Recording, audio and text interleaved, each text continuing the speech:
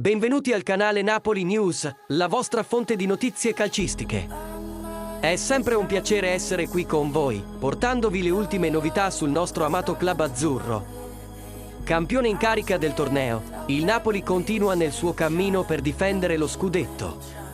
Nei primi due turni dell'edizione in corso, la squadra di Rudy Garcia ha battuto Frosinone 3-1 e Sassuolo 2-0. D'altro canto la Lazio prova a riprendersi da un brutto inizio del campionato italiano.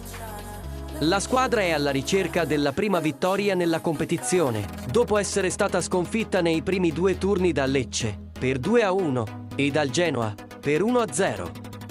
Probabili formazioni: Napoli, Meret, Lorenzo, Ramani, Juan Jesus, Olivera, Anguissa, Lobotka, Zielinski, Politano, Osimhen, Kvaratskhelia, Lazio, Providel, Lazzari, Casale, Romagnoli, Marusic, Vesino, Cataldi, Luis Alberto, Felipe Anderson, Immobile, Zaccagni. Ora, vorrei sentire la tua opinione.